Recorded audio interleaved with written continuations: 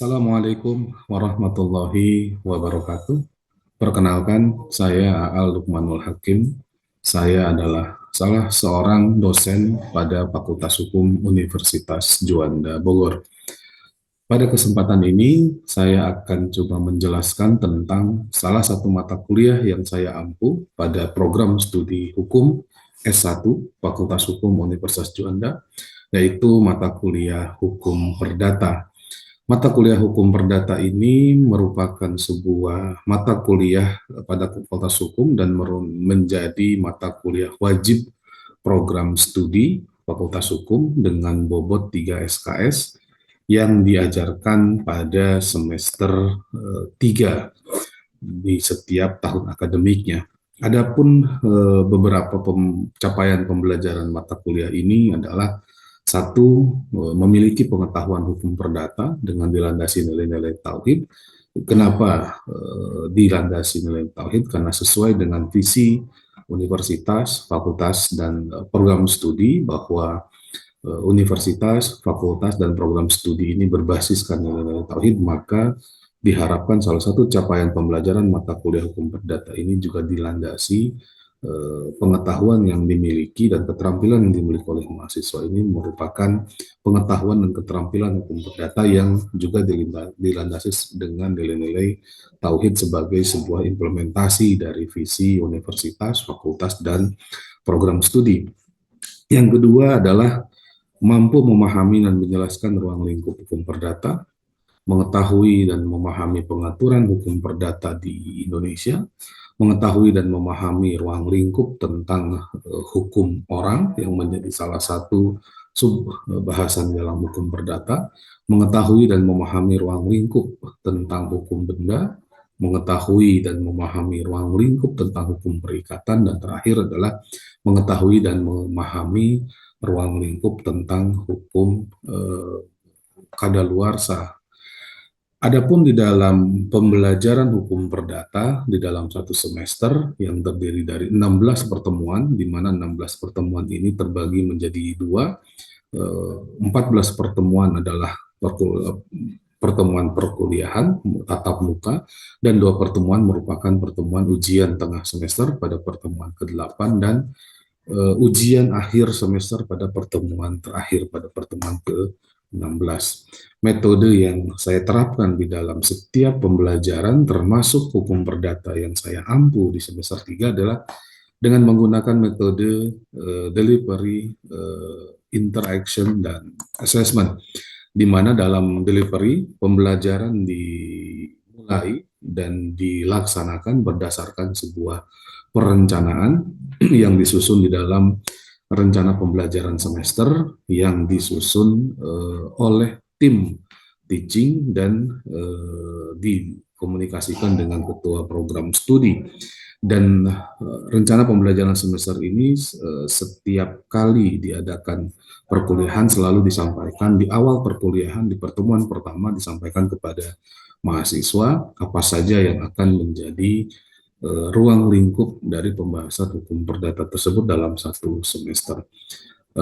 Kemudian perkuliahan juga dilakukan dalam bentuk pembelajaran, baik itu mata kuliah secara tatap muka langsung di depan kelas, atau dalam beberapa hal dilakukan juga secara online atau blended learning menggunakan platform-platform teknologi yang sudah tersedia yang disediakan oleh fakultas. Berikutnya dalam hal interaksi pelaksanaan proses pembelajaran, saya selaku pengampu mata kuliah hukum perdata mencoba untuk membawakan mata kuliah ini berlangsung dalam bentuk interaksi dengan suasana belajar yang menyenangkan, inklusif, kolaboratif. Artinya saya mencoba untuk bagaimana membuat suasana belajar yang kolaboratif, melibatkan semua peserta didik, kreatif, dan juga bagaimana dalam hal interaksi ini saya coba membangun sebuah komunikasi yang efektif. Artinya ada komunikasi dua arah antara saya selaku pengajar, selaku dosen, dengan mahasiswa selaku peserta didik. Kemudian dalam hal interaksi juga, bagaimana saya berusaha untuk memberikan kesempatan belajar yang sama kepada semua mahasiswa yang saya ampu, yang saya menjadi tanggung jawab di dalam kelas, tanpa membedakan entah itu latar belakang pendidikan, entah itu sosial, entah itu latar belakang ekonomi, budaya, karena di hampir di setiap kelas yang saya ampu, latar belakang budaya itu sangat beragam, dari berbagai macam latar belakang etnis, daerah, dan lain-lain. Begitupun dengan bahasa. Dan juga tanpa membedakan kebutuhan khusus mahasiswa, kebutuhan khusus, karena dalam beberapa hal saya menemui ada juga mahasiswa yang berkebutuhan khusus, sehingga bagaimana saya mencoba menciptakan suasana yang inklusif dan juga menjamin bagaimana mahasiswa merasa aman, nyaman selama perkuliahan berlangsung. Nah, adapun metode pembelajaran yang saya coba bangun di dalam kelas adalah pembelajaran yang berpusat kepada mahasiswa, berpusat kepada mahasiswa. Artinya, saya selaku dosen hanya menjadi katalisator untuk memfasilitasi mahasiswa untuk berkembang dengan beberapa metode yang bisa saya kembangkan. Di antaranya adalah bisa dalam bentuk diskusi kelompok, ada studi kasus gitu ya, ada pembelajaran kolaboratif, pembelajaran kooperatif. Dalam beberapa pertemuan saya coba menyisipkan juga pembelajaran yang berbasis proyek dan pembelajaran-pembelajaran yang berbasis permasalahan. Dengan demikian, mahasiswa tidak hanya mendengarkan ceramah atau delivery yang saya sampaikan secara oral saja, tetapi bagaimana saya melibatkan mereka aktif dalam pembelajaran dengan berbasis permasalahan yang ada yang terkait dengan mata kuliah. Nah, berikutnya, hal yang penting juga dalam pembelajaran adalah assessment atau penilaian. Jadi penilaian dilaksanakan terhadap hasil nilai belajar mahasiswa untuk menilai sejauh mana pencapaian standar kompetensi lulusan atau capaian pembelajaran mata kuliah yang sudah ditetapkan di dalam rencana pembelajaran semester. Dan saya berusaha sebagai dosen dalam melakukan pembelajaran penilaian terhadap pembelajaran terhadap mahasiswa dilakukan secara valid tentunya, reliable, transparan, akuntabel, berkeadilan, objektif, dan tentu hal yang paling penting adalah bagaimana penilaian itu memberikan nilai-nilai edukatif kepada mahasiswa. Dan penilaian hasil pembelajaran mahasiswa ini juga dalam bentuk bisa dalam dua bentuk yang saya lakukan. Yang pertama adalah penilaian dalam bentuk formatif dan juga penilaian dalam bentuk sumatif, di mana penilaian formatif ini bertujuan untuk satu, memantau perkembangan pembelajaran mahasiswa, memberikan umpan balik mahasiswa memenuhi capaian pembelajarannya, dan bagaimana memperbaiki proses pembelajaran yang sudah dilakukan sebelumnya untuk diperbaiki ke depan. Nah, adapun penilaian yang secara sumatif bertujuan untuk menilai pencapaian hasil belajar mahasiswa sebagai dasar penentuan kelulusan mata kuliah dan kelulusan program studi tentunya, dengan mengacu pada pemenuhan capaian pembelajaran mata kuliah. Dan semua hasil penilaian ini dilakukan secara objektif, transparan, sehingga mahasiswa bisa mengakses semua hasil penilaian ini secara transparan dan terbuka melalui sistem informasi akademik dengan menggunakan akunnya masing-masing. Nah, jadi itu adalah beberapa hal yang menurut saya terkait dengan perkuliahan yang saya sampaikan untuk salah satu mata kuliah yang saya ampu, hukum perdata. Terima kasih. Wallahu yaqulul haq wa huwa sabil. Assalamualaikum warahmatullahi wabarakatuh. Membicarakan tentang rencana perkuliahan semester dalam satu semester. Kira-kira nanti kita akan membicarakan tentang apa? Nah, minggu lalu kita sudah bahas, ya sudah ada gambaran, dan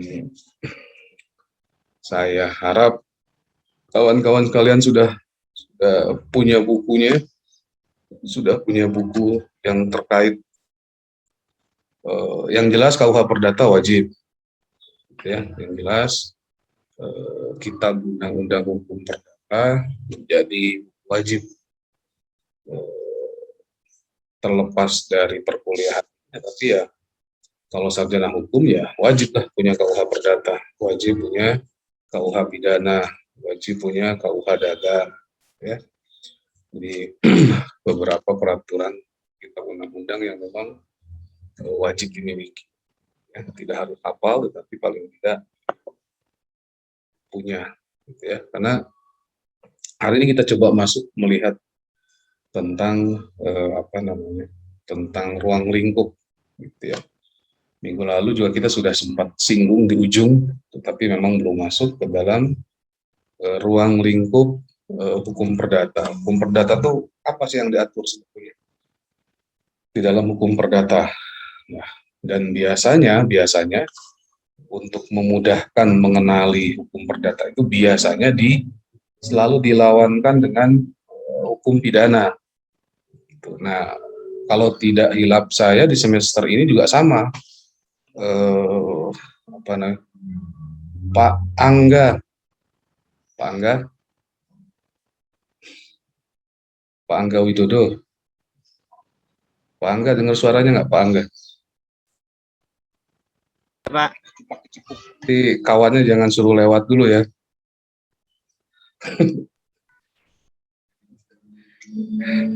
Jangan suruh lewat. Soalnya bertelanjang dada. Nggak enak dilihat nanti. Terrecord soalnya nanti. Soalnya direkod. Jadi lagi di kolam renang ya. Mantap Pak. Sabtu malam di kolam renang. Kalah lah Pak Wahyu. Ya. Oke, kita lanjut ya. Jadi usahakan sampai mana? Gara-gara yang telanjang dada jadi lupa saya. Sampai mana tadi? Oke, hari ini kita masuk ke kita lihat ruang lingkup. Ya, ruang lingkup sebetulnya yang diatur hukum perdata itu apa? Kan tadi seringkali untuk memudahkan mengenali mana yang perdata itu seringkali dikontrakkan, dilawankan dengan hukum pidana biar mudah. Oh, berarti kenapa? Karena memang dua hukum ini ada dalam lapang hukum yang berbeda, dua kolam yang berbeda. Biar gampang bahasanya, ada di dua kolam yang berbeda, sehingga biasanya kolam perdata itu dilawankan dengan kolam pidana. Dan ngajar pidana siapa ya? Bu. Semester ini juga kan ya, kalau nggak salah dalam satu semester sama. Bu Ika Pak, ya. Kan hukum pidana. Nah, seringkali hukum perdata itu dibandingkan, ya tadi dikontraskan, dilawankan dengan hukum pidana. Kenapa? Untuk memudahkan mengidentifikasi mana sebetulnya yang menjadi objek pengaturan, ya, yang menjadi pengaturan hukum perdata itu yang mana. Makanya itu seringkali tadi dilawankan dengan hukum pidana, gitu, untuk memudahkan. Nah, sekarang hal ini kita masuk ke situ, masuk ke ruang lingkup hukum perdata, dan kita coba bahas tentang isi KUH Perdata secara umum. Isi KUH Perdata secara umum, dan di ujung nanti saya minta Anda masing-masing membuat semacam tugas, tapi nanti template itu saya sediakan, buat ruang materi muatan, buat sistematika. Sistematika KUH Perdata itu apa saja. Walaupun nanti template saya sediakan biar seragam lah. Ya. Tetapi paling tidak, tapi jangan nyontek. Gitu. Walaupun isinya sama, kan pasti sama isinya ya, KUH Perdata kan itu aja objek. Walaupun template-nya sama, nah saya minta jangan copy paste dari kawan. Yang saya harapkan dengan tugas itu nanti rekan-rekan sekalian bisa membuka KUH Perdatanya satu persatu, halaman per halaman, tidak untuk dihafal, gitu ya, tidak harus dibaca, tetapi paling tidak ditelusuri terus per halaman sehingga tahu isinya apa sih. Jadi sekian ribu pasal itu nanti mau tidak mau ditelusuri. Nah, itu yang saya inginkan. Jadi tujuan saya nanti di ujung tugas itu bukan sekedar hasilnya gitu, karena template akan saya serahkan, akan saya kasih template-nya, tinggal Anda teruskan isi. Nah, isinya pasal bagian ini, pasal berapa ke pasal berapa. Nah, mau nggak mau kan harus ditelusuri per halaman, persatu persatu. Nah, mau tidak mau Anda menjadi baca. Kan gitu. Mau nggak mau jadi baca. Nah, kalau baca, melihat, walaupun tidak terlalu mendalam, paling tidak ada yang nempel lah di kepala. Oh, ini di KUH Perdata tuh isinya ini, pasal sekian, oh ada sekian pasal. Jadi kalau ditanya ada berapa pasal di KUH Perdata, mau tidak mau nanti otomatis setelah Anda mengerjakan tugas itu, oh ada sekian ribu pasal. Walaupun ya tidak harus hafal, ya.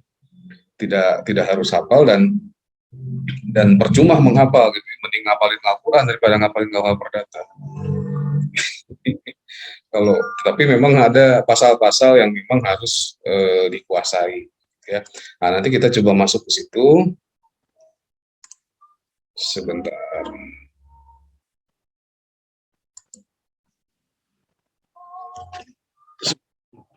Telepon dulu.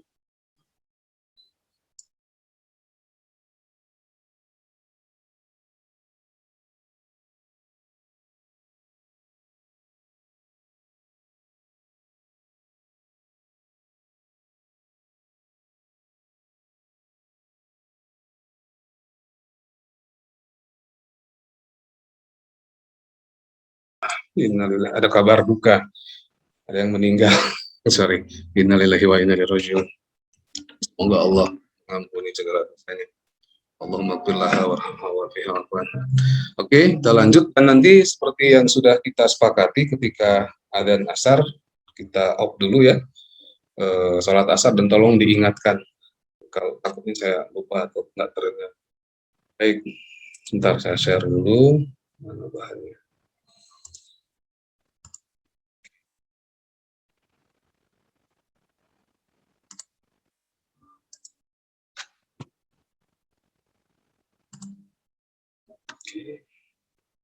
Nah, berbicara hukum perdata tadi, nah ini saya tampilkan, ini kan pernah juga kita bahas di PIH, di PHI, gitu ya, untuk memudahkan melihat peta KUH Perdata, bukan KUH Perdata, hukum perdata itu ada di mana sih sebetulnya untuk mengidentifikasi, gitu ya. Jadi kalau udah 2 semester kita membahas ini, kalau kita membedakan hukum kan bisa dilihat dari sumber, dari bentuk, dari tempat, dari waktu, dari cara mempertahankan, dilihat dari sifat hukumnya, dilihat dari wujudnya. Nah, untuk memudahkan mengidentifikasi hukum perdata itu, kita bisa melihat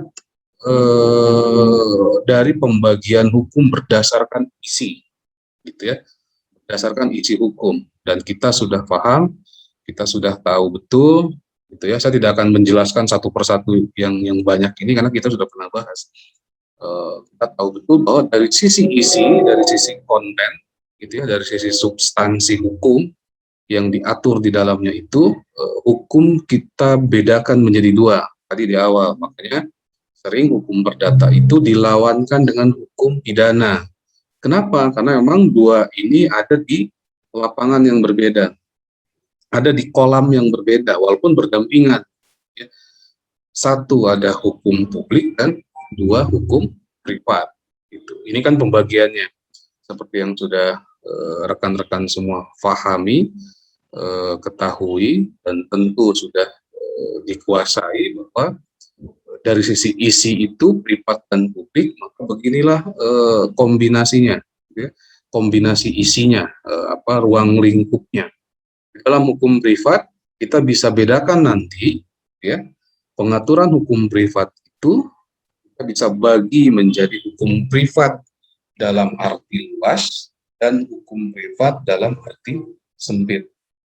Hukum perdata ada di mana? Ini hanya sekedar untuk memudahkan melakukan identifikasi hukum perdata itu di mana posisinya, gitu ya. Nah, hukum perdata sebetulnya ada di dalam lapangan hukum privat dalam arti luas. Kenapa? Bersatu dengan hukum dagang. Kalau hukum privat dalam arti sempit, maka ada hukum dagang saja di situ. Yang sumber utamanya ada di KUH Dagang, Kitab Undang-Undang Hukum Dagang. Nanti dari Kitab Undang-Undang Hukum Dagang ini berkembang menjadi hukum hukum perusahaan dan lain-lain, hukum bisnis saja. Begitupun KUH Perdata, dia menjadi sokok guru utama bisnis, nanti perkembangannya ke situ. Karena dalam hukum dagang itu, dan muncul mata kuliah sendiri kalau tidak salah ini, ada mata kuliah hukum dagang, nggak tahu masih ada atau enggak, harusnya ada lah ya, masih ada hukum dagang, siapa yang ngajar ya. Kalau dulu Bu Epri yang ngajar, nggak tahu sekarang. Ada munculnya hukum dagang. Nah, hukum dagang itu dia hukum private dalam arti sempit. Kalau dalam arti luas, hukum privat itu dagang dan hukum perdata. Ya.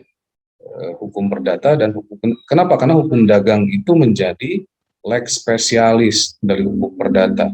Kenapa spesialis? Karena dia spesial mengatur dagang saja. Gitu.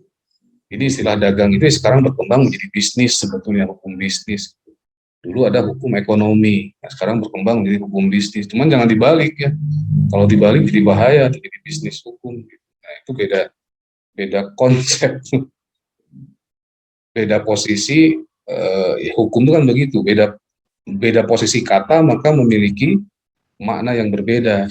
Hukum bisnis dan bisnis hukum, dua kata yang sama, tetapi menjadi frasa yang berbeda ketika dibalik. Nah, hukum dagang itu seperti pendirian persekutuan, gitu ya, firma, CV, ada di situ tuh, ada di hukum dagang, ada di KUH dagang. Walaupun untuk PT sudah keluar ada undang-undang tentang PT. Malah sekarang berkembang undang-undang PT itu, perseroan tuh orangan pun boleh mendirikan PT perseorangan. Ini perkembangan setelah undang-undang Cipta Kerja. Nah, dari hukum dagang ini berkembang luas. Nah, jadi ini mengidentifikasi. Nah, sementara hukum pidana, sebelum kita lanjut ke hukum perdata, karena nanti kita akan konsentrasi di sini di hukum private-nya, gitu ya. Kita tidak masuk ke ranah hukum publiknya. Kalau hukum publik tadi selain hukum pidana, sebetulnya yang apa ya, yang lebih terkenal ya, paling terkenal lah dalam hukum publik itu pasti pidana yang muncul, gitu ya, primadonanya. Nah, tetapi ada di situ ada hukum tata negara, administrasi negara, dan hukum internasional. Hukum internasional itu masuk ke dalam lapangan hukum publik. Nanti hukum perdatanya yang internasional, ada hukum perdata internasional. Bagaimana perjanjian dua subjek hukum yang subjeknya adalah internasional itu diatur di dalam hukum perdata. Perkawinan beda warga negara, nah itu hukum perdata internasional, ya. Dan dia masuk ke dalam ranah hukum private. Nah, hukum publik di sini kita identifikasi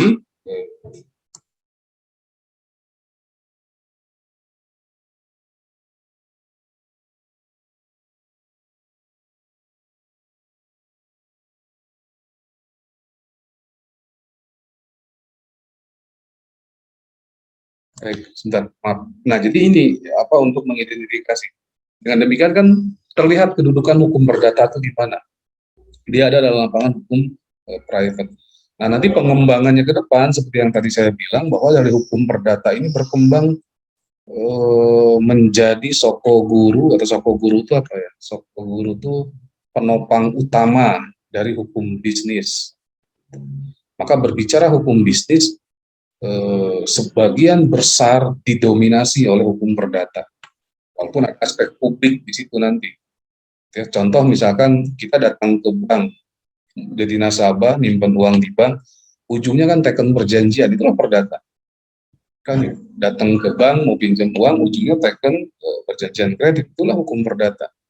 Kan itu. Apalagi punya m-banking, beri pulsa, transaksi dengan bank, nah itu kan perdata. M-banking itu walaupun tidak secara langsung ke bank, itu hukum perdata.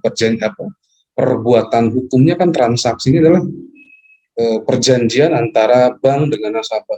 Ya. Perusahaan, sebesar apapun perusahaan, dari perusahaan yang paling kecil sampai dengan perusahaan yang paling besar, maka ujung-ujungnya, ujung tombak dari perbuatan, bukan perbuatan, aktivitas bisnis adalah hukum perdata, perjanjian. Kenapa? Karena ujung-ujungnya transaksi produk dan transaksi jasa. Baik tukang gorengan di pinggir jalan sampai dengan Microsoft punya Bill Gates, maka ujungnya transaksi. Transaksi apa? Kalau tidak barang ya jasa. Yang dalam hukum nanti barang dan jasa ini kita sebut sebagai benda. Nah, maka nanti kita masuk ke hukum benda. Nah, ujung-ujungnya kan transaksi. Transaksinya apa? Silahkan mau jual beli, mau sewa, atau apa? Pinjam, kan itu. Kita menggunakan Microsoft itu kan ujungnya kalau nggak beli, kan gitu. Atau lisensi untuk 1 tahun misalkan. Eh, Kecuali yang bajakan ya. Nah, bajakan muncul menjadi pidana kan. Makanya ada aspek pidana di situ. Ada makanya muncul hukum kejahatan bisnis. Kejahatan-kejahatan, pidana-pidana yang muncul dari praktik-praktik bisnis, pembobolan uang nasabah, gitu ya. Tetapi pada intinya semua praktik bisnis pada dasarnya didominasi oleh hukum perdata, sehingga dasar dari hukum bisnis itu harus menguasai dasar-dasar hukum keperdataan. Kapan perjanjian itu dimulai? Apa yang menjadi syarat sahnya? Kan itu. Syarat sah perjanjian itu apa? Kenapa harus sah? Kan itu. Apa saja yang harus dipenuhi di dalam perjanjian yang sah itu? Karena kalau tidak sah, maka perjanjian tak mengikat. Kalau perjanjian tidak mengikat, maka tidak melahirkan hak dan kewajiban. Kalau hak dan kewajiban tak terbentuk, maka tidak bisa kita menuntut sesuatu kepada pihak lawan. Maka kuncinya ada di sah atau tidaknya perjanjian itu. Nah, itu ilmunya ilmu hukum perdata, gitu ya. Nah, jadi nanti berkembanglah hukum perdata ini menjadi sokoguru hukum bisnis, gitu, sokoguru hukum bisnis. Maka berbicara bisnis pasti berbicara perdataan, walaupun ada aspek lain di situ, ada aspek publik di situ, ada aspek administrasi. Bikin PT mau bikin perusahaan tentu perlu izin. Nah, izin itu kan aspeknya aspek publik di situ. Masuklah hukum administrasi negara di situ. Apa mengajukan IMB, mengajukan izin operasional dan segala macam. Setelah aspeknya hukum administrasi di situ. Tapi dalam praktek bisnis itu melahirkan kejahatan, kan gitu. Maka kita sebut aspek kejahatan bisnis. Muncul aspek pidana di situ, kan gitu. Jadi ya ada aspek saja perdata, tata administrasi negara dan pidana. Tetapi memang pada dasarnya maka basic hukumnya adalah hukum perdata. Makanya menjadi sangat penting untuk memahami dan menguasai postulat-postulat dasar dalam hukum keperdataan. Baik, kita lanjut ya. Nah, jadi lantas pertanyaannya, sebelum kita masuk ke dalam hukum perdata itu, tentu kita kan harus memisahkan bukan memisahkan, dia ada dalam satu otak sebetulnya, cuman yang mana private, mana yang non private, gitu. Yang publik itu yang mana? Karena kalau dia ada unsur publik, maka penyelesaian perbuatannya tidak bisa diselesaikan secara publik. Kenapa? Nah, makanya kita harus mengenali ini private, gitu ya, di perdata atau ini publik, gitu ya. Publik itu tadi bisa administrasi, bisa pidana, bisa tata negara. Utang piutang, utang piutang itu perdatakah, tata negarakah, administrasi negarakah, atau pidanakah? Gitu. Nah, ini menjadi sangat penting. Kenapa menjadi penting? Untuk membedakan unsur-unsur atau anasir-anasir yang ada di dalamnya itu. Kenapa? Karena nanti buntutnya ke depan ketika terjadi penyelesaian sengketa, misalnya terjadi penyelesaian atau law enforcement terhadap sebuah perbuatan hukum, maka kalau kita sudah tahu dia ranahnya ada di ranah mana, maka kita akan mengetahui jalur mana yang akan kita tempuh. Apakah hutang piutang itu perdata atau pidana? Nah, kan ya kalau kawan-kawan pasti sudah tahu ya, itu pasti perdata. Tapi kalau masyarakat umum kan bagaimana membedakan? Maka seringkali penyelesaian perdata itu dilapor ke polisi, bukan tidak boleh. Sah-sah saja penyelesaian hutang itu dilaporkan ke polisi. Dan polisi juga tidak berhak menolak, nggak bisa. Tetapi sebagai pengayom masyarakat silakan saja. Tetapi harus ditekankan bahwa keperdataan itu penyelesaiannya tidak bisa digunakan secara menggunakan kekuatan publik. Diselesaikan dalam ranah domain publik. Kenapa? Karena jual beli hutang piutang itu ada dalam ranah private, itu ada dalam ranah private. Nah, nanti kita lihat yang private itu yang seperti apa rupanya. Yang hukum privat itu yang kita artikan di dalam hal ini kita artikan sebagai perdata, gitu ya. Perdata. Nanti kalau mau tahu perdata itu apa, yang pertama kali menggunakan istilah perdata itu, kok saya lupa ya, Profesor siapa lah, dari bahasa Jawa katanya, Pak. Walaupun saya, nih apakah benar bahasa Jawa itu ada perdata? Nanti kita telusuri, gitu ya. Berarti ketika kita berbicara private hari ini, maka sama dengan perdata, gitu ya. Nah, kita kan harus tahu private itu yang mana nih? Apa yang membedakan antara private dengan public? Private, public. Maka dalam gambar ini kan kita bisa membedakan private property, no trespassing. Kenapa dalam gambar sebelah kiri itu kita bisa memasang di depan gerbang rumah kita private property, no trespassing, dilarang masuk. Tapi apakah label itu bisa kita pasang nggak di gambar sebelah kanan? Kan nggak bisa. Secara apa ya? Secara umum kan dari dua gambar ini kita bisa membedakan mana yang private, mana yang publik. Jelas lah, yang private itu yang pribadi pasti yang sebelah kiri, yang kanan itu taman itu tempat publik. Nah, cuman saya coba ingin kita tuh paham nggak mana sih yang private, mana yang publik, apa bedanya? Yang membedakan secara substansial tuh apa sih? Apa beda jual beli dengan pembunuhan? Apa beda jual beli dengan pencurian? Kenapa yang satu private, kenapa yang satu publik? Bisa tidak membedakan. Kenapa? Kan kebetulan belajar pidana juga semester yang sama. Harusnya kan ini paralel pengetahuan keperdataan dengan pengetahuan kepidanaan itu kan paralel. Apa bedanya? Bedanya mencuri dengan jual beli. Bisa membedakan nggak? Siapa yang bisa membedakan? Di mana letak perbedaannya mencuri dengan jual beli? Siapa yang bisa? Izin menjawab. Nah, di mana bedanya? Kalau misalkan membeli itu ada transaksi terlebih dahulu ya Pak, antara penjual sama pembeli. Kalau mencuri itu dia secara sengaja memindahkan barang di satu tempat ke tempat lain tanpa ada transaksi seperti itu Pak. Persamaannya Pak, berarti sama-sama barang itu berpindah kan? Iya betul Pak. Membeli berpindah, mencuri juga berpindah. Cuman kenapa yang satu pidana? Oke, ada transaksi. So bedanya apa dengan transaksi itu? Apa yang terjadi rupanya yang membedakan dengan pencurian tadi? Transaksi itu. So what itu dengan adanya transaksi? Jadi bisa perjanjian Pak. Siapa itu? Ada kesepakatan Pak. Ada suara anak kecil yang jawab. Anaknya siapa? Anaknya Bu Girisa. Ya nggak apa-apa kalau mau jawab, siapa tahu anak, mami saya mau jawab ya, kalau mau jawab silakan. Gimana Bu Putri? So, kenapa dengan adanya transaksi kok ini private Pak? Kenapa? Karena ada transaksi, berarti bukan pencurian. Terus kenapa rupanya kalau dengan adanya transaksi?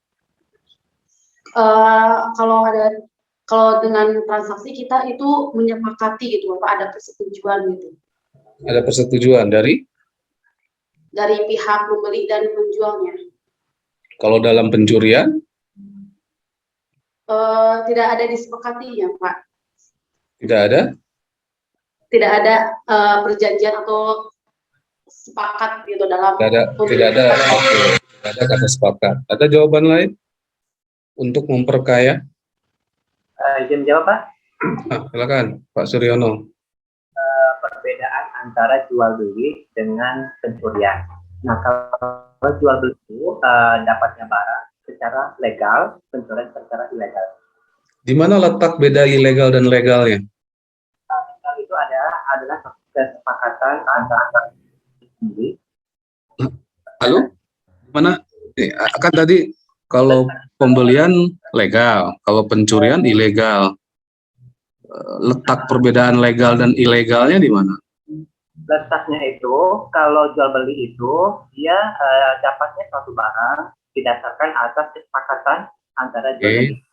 Nah, kalau yang ilegal dapatnya barang secara terpaksa, atau agama Kristen itu dapatnya barang itu secara sepihak Pak, tanpa adanya izin dari pihak kedua. Oke, ada lagi? Ada lagi? Pendapat lain? Izin Pak, Anjar Pak. Silakan. Kalau pencurian itu ada pihak yang dirugikan, sedangkan jual beli tidak ada pihak yang dirugikan. Dua-duanya saling menguntungkan. Kan kalau jual belinya nggak dibayar rugi juga. Kalau jual beli pasti dibayar Pak, namanya jual beli. Nggak semua. Kan jual beli bisa saja nggak dibayar. Tapi kan itu kesepakatan dua pihak Pak. Ya, oke. Tak tampung jawabannya. Ada lagi? Kalau jual beli ada perjanjian tertulis ya Pak. Ada perjanjian tertulis. Kalau pencurian itu merampas barang orang lain. Apakah semua perjanjian jual beli itu tertulis? Kalau saya beli gorengan di warung mana ada tertulis? Ada pertukaran Pak. Ada pertukaran. Kan pertukaran apa? Barang yang mau dibeli. Barang yang dibeli dengan yang mau apa ya? Jual beli. Udah semester 3 ini. Kalau semester 3 itu waktunya diskusi gitu enaknya. Konstruksi hukumnya harus sudah oke, ada pertukaran. Berarti kalau dalam pencurian sebentar ya. Tidak ada pertukaran.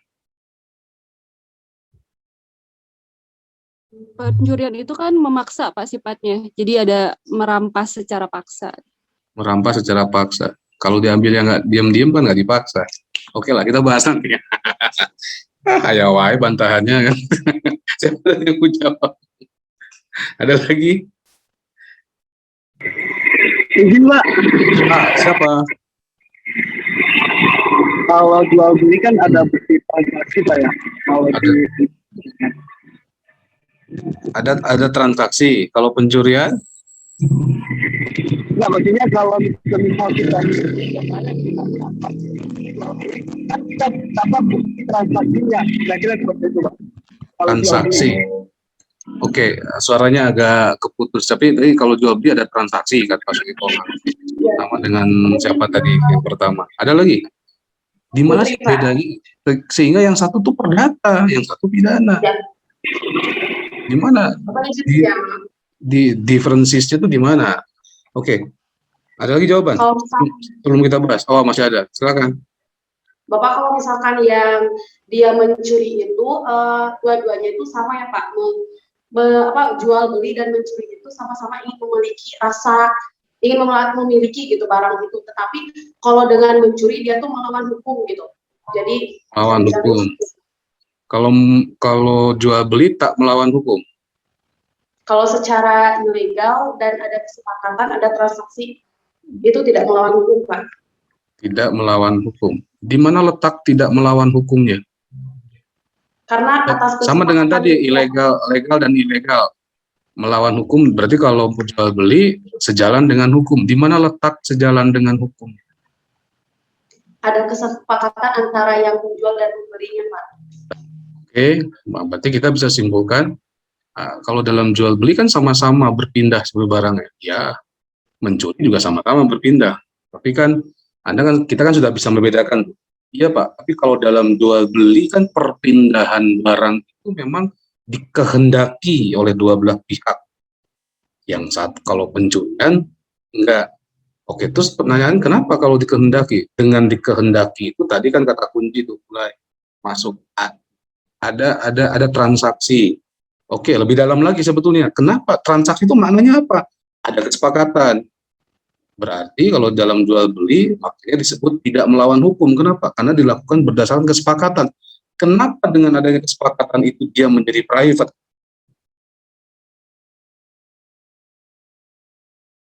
Pertanyaannya.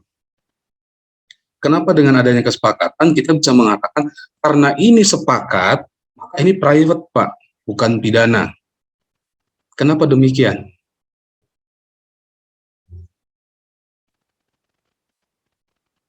Nggak ada yang jawab. Lagi mikir atau apa? Iya dong. Ini kan kita lagi membongkar filosofi antara private dan di situ makanya perlu ini private nih. Sehingga nanti dalam kasus apapun kita bisa mengatakan ini perdata. Kalau kita sudah paham filosofi dasarnya, gitu.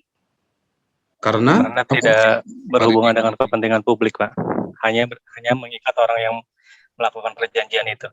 Iya, terus kenapa dengan adanya kesepakatan dari dua belah pihak itu menjadi private, tidak menjadi pidana? Apa hubungannya dengan kenapa itu? Karena bukan izin menjawab, Pak. Karena bukan bersangkutan dengan negara, makanya itu perdata dan private. Iya kan tidak semua jual beli pencurian itu selaku taut dengan negara. Kalau korupsi ya mencuri uang negara. Tapi kalau handphone saya yang diambil kan itu bukan punya negara, punya saya. Tapi kok kenapa jadi pidana? Tadi kan udah ketemu. Ini tinggal satu lagi nih jawabannya, udah tinggal satu gitu, satu klik lagi selesai. Karena ada transaksi, Pak, kalau perdata. Ya, kenapa ada? Karena dalam pidana pencurian nggak ada transaksi. Apa itu artinya transaksi? Ada kehendak dari dua belah pihak. Oke, berarti kalau pidana nggak ada apa? Ada melawan hukum. Tidak berdasarkan alas hak yang benar. Itu yang disebut dengan melawan hukum. Tapi kalau dalam jual beli, ini berdasar sesuai dengan hukum. Kenapa sesuai dengan hukum? Karena sesuai dengan alas hak. Dua-dua mau sepakat. Nah, tadi kan ada kata kunci tuh keluar, ada kesepakatan. Kenapa? Dalam transaksi itu tak mungkin ada transaksi kalau tidak bersepakat. Pertanyaannya, kenapa dengan sepakat kita mengatakan ini private? Karena kesepakatan itu lahir dari yang punya apa? Yang punya barang. Terus apa urusannya dengan yang punya barang? Ya terserah dong. Yang punya barang dia mau jual kek, mau enggak kek, mau dengan harga murah. Boleh nggak saya jual handphone saya 1 miliar? Boleh tidak handphone saya jual 1 miliar? Boleh nggak? Boleh, Pak. Boleh, Pak. Itu kan haknya Bapak yang punya barang. Jangan ragu gitu dong. Tapi ada harga pasarnya, Pak. Kenapa? Boleh nggak? Ya Tapi ada boleh lah. Ada apa? Ada harga pasarnya, Pak. Bodoh amat. Emang gue pikirin gue maunya 1 miliar mau apa lo? Mau beli? Enggak usah. Kenapa begitu? Kenapa begitu? Haknya pembeli, Pak. Ya itulah disebut dengan private namanya. Melekat kepada dirinya. Terserah dia lah. Itu yang disebut dengan private. Gitu. Maka terserah saya dong. Berani beli? Enggak usah. Tapi kan Pak ada harga pasar. Bodoh amat. Orang gua mau 1 miliar mau apa lo? Kalau nggak mau, ya nggak usah komentar. Kalau mau baru tawar. Kenapa? Sembarangan ya. Bedegong. Bukan bedegong, ini kan punya saya. Tadi yang dikatakan Pak Didik, tak ada urusan dengan orang lain ini. Kenapa? Itulah private saya. Makanya di gambar sebelah kiri itu, kenapa orang itu memasang private, tak boleh lewat di pagar rumahnya. Orang itu rumah dia. Bebas dong, boleh nggak saya di pagar rumah saya, silahkan masuk tanpa izin, boleh nggak? Boleh nggak? Boleh, Pak. Boleh lah, kenapa boleh? Ya, hak yang punya rumah, Pak. Ya orang rumahnya punya gue, terserah gue dong. Apa urusan ente? Nah itu yang disebut dengan privat. Nah, tadilah keluar bahasa Pak Didik tadi, tak ada urusan dengan orang lain ini. Itu yang disebut dengan privat. Nah, hukum perdata itu mengatur urusan-urusan yang begitu. Urusan-urusan yang melekat kepada si subjek. Gitu. Jadi kalau Bapak benar handphonenya 1 miliar, boleh nggak Pak 1,5 miliar? Boleh nggak begitu nawarnya? Boleh nggak nawar 1,5 miliar? Boleh, Pak. Boleh lah, orang dia mau beli terserah dia lah. Itu private gitu. Kok gimana orang itu? Ya silahkan, orang namanya privacy. Tadi kan tak ada urusan dengan negara, tak ada urusan dengan domain publik. Gitu. Jadi kalau besok saya di gerbang rumah saya tuliskan, silahkan masuk, tak usah izin. Ya silakan, orang rumah-rumah saya, ya enggak. Dan itu yang disebut dengan private. Sehingga tadi kenapa beda antara pencurian dengan jual beli tadi, kan udah ketemu clue-nya, berarti kan kita sudah bisa membedakan sebetulnya. Tinggal konstruksi hukumnya aja dipertegas. Iya, karena kan ada transaksi dalam pencurian, tidak ada transaksi. Oke. Terus dengan ada transaksi kenapa menjadi private? Kalau transaksi itu kan berdasarkan kehendak. Oke. Terus kenapa dikatakan adanya kehendak menjadi private? Itu kan yang punya barang. Terserah yang punya barang dong. Yang penting ada sepakat. Nah, nanti ketika berbicara tentang hukum perjanjian, kita lebih dalam lagi. Yang disebut sepakat itu apa? Nanti ketika hukum perjanjian, di pertemuan 2 atau 3 atau 4. Sepakat itu apa sih? Yang dimaksud sepakat itu apa? Ya kan gitu. Yang bagaimana yang sepakat? Gitu. Ada syaratnya nggak disebut sepakat itu? Ada. Nanti kita lihat. Tidak semua persetujuan, misalkan tidak semua kesepakatan itu secara formal kita sebut sepakat, secara material kita tidak bisa sebut semua sepakat. Kenapa? Karena ada syarat-syarat yang harus dipenuhi untuk mencapai sebuah kesepakatan. Tapi bagaimana kalau jual belinya itu? Ya Pak, saya jual. Maka waktu itu saya ditodong, terpaksalah saya jual. Sepakat nggak tuh? Nah, kan yang itu. Kan sama-sama bertransaksi. Kan? Sama-sama diteken. Tetapi ada sedikit keterpaksaan. Nah, kalau sedikit terpaksa disebut sepakat atau tidak, nanti kita masuk ke situ. Tapi maksud saya, kita membahas itu untuk membedakan private itu yang mana. Udah asar belum ya? Nanti diingetin ya. Kalau sudah Pak asar tadi Pak. Aduh, ada suara bayi. Udah asar ya? Sudah Pak, tadi Pak. Oke ya. Kita beresin dulu satu slide ini, baru kita sholat dulu ya, 5 atau 10 menit setelah ini. Nanti kita. Nah, jadi yang disebut private itu ini. Inilah hukum perdata itulah yang diatur. Sifat-sifat hubungan yang seperti tadi yang diatur itu private. Tak ada urusan dengan orang lain. Ini melekat kepada subjek. Nama. Saya boleh nggak ganti nama? Ya terserah Bapak lah, nama-nama Bapak. Apa urusan dengan saya? Tak ada negara bisa melarang-larang. Dorce Gamalama saja boleh. Jangan ganti nama, ganti kelamin. Kok bisa? Dan kenapa negara nggak melarang? Itu kan urusan private. Ya nggak? Bisa Pak Didik ngelarang orang ganti kelamin? Ya urusan dia dong. Mau ganti kelamin kek, mau ganti nama kek, mau ganti istri kek, mohon maaf ya mau ganti mobil kek. Itu disebut dengan private. Nah, hukum perdata itu ngurusin hal-hal yang begitu. Mengurusi hubungan-hubungan hukum yang berasal dari hal-hal yang privacy seperti itu. Gitu. Nanti kalau nanti kita bahas lagi tuh, apakah memang private itu private sendiri, terpisah sama sekali dengan domain publik. Nah, nanti setelah sholat asar kita bahas. Kan itu.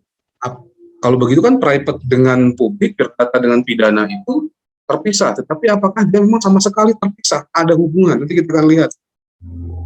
Apakah memang betul begitu? Private sendiri. Publik sendiri. Tata negara sendiri. Perdata sendiri. Seperti apa nanti kita lihat. Tapi paling tidak, nah ini sebelum kita sholat asar ya. Ini yang disebut dengan private tadi. Gitu ya. Yang disebut dengan private itu belonging to some particular person. Saya soalnya pakai bahasa Inggris biar agak keren. Ya, apa tengah arti. Ya. Belonging to some particular person or persons. Ini saya ambil dari internet, silakan nanti dicari. Jadi disebut private itu belong to some particular. Dia merupakan milik seseorang. Partikular itu kan berarti tidak orang banyak. Satu, itu partikular. Bisa ditentukan orangnya. Itu punya siapa? Punya saya. Saya itulah yang disebut dengan privacy. Maka beda antara les privat dengan les umum. Kalau les privat itu gurunya nggak boleh banyak-banyak, nggak boleh ngajar ke yang banyak orang. Bahkan les privat itu satu guru satu murid, itu les privat. Boleh nggak yang lain nimbrung? Nggak bisa, karena ini privat. Gitu.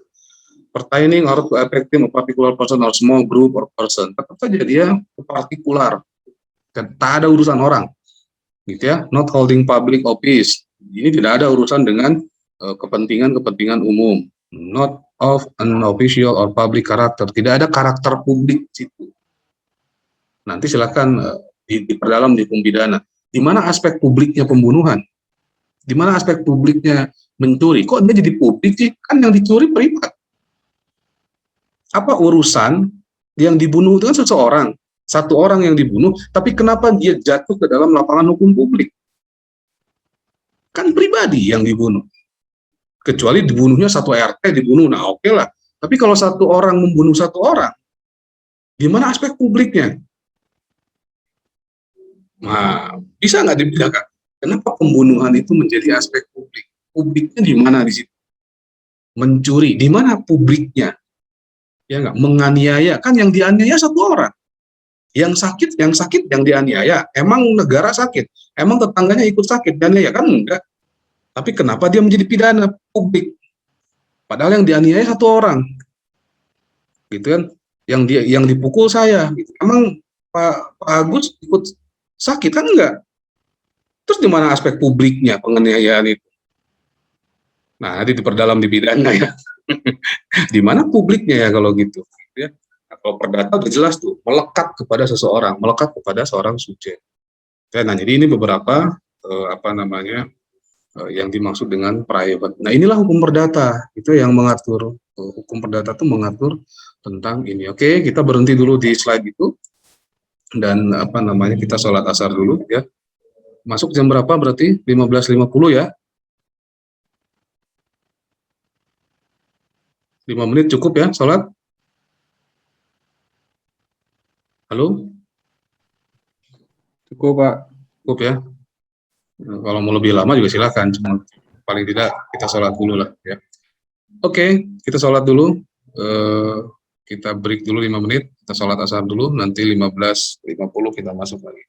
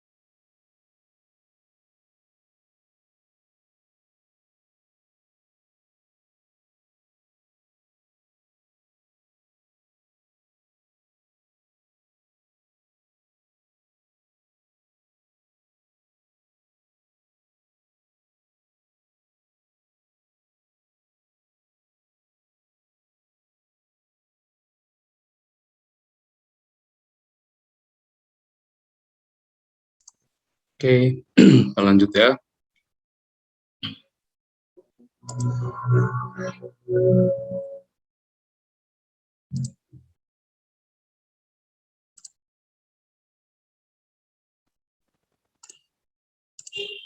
Baik.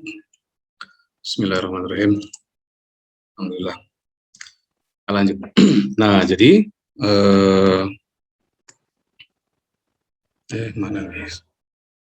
Udah terlihat share screen-nya? Belum? Sudah, Pak? Sudah, Pak. Sudah. Oke, kita lanjut. Nah, jadi itu yang dimaksud dengan, saya tidak akan berlama-lama di definisi, karena kita harus masuk ke KUH perdatanya, gitu ya, biar efektif waktu.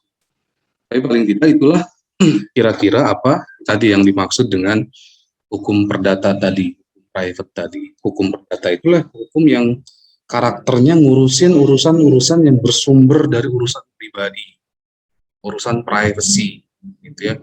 Tadi tidak ada urusan dengan publik, tidak ada urusan dengan orang lain, gitu ya.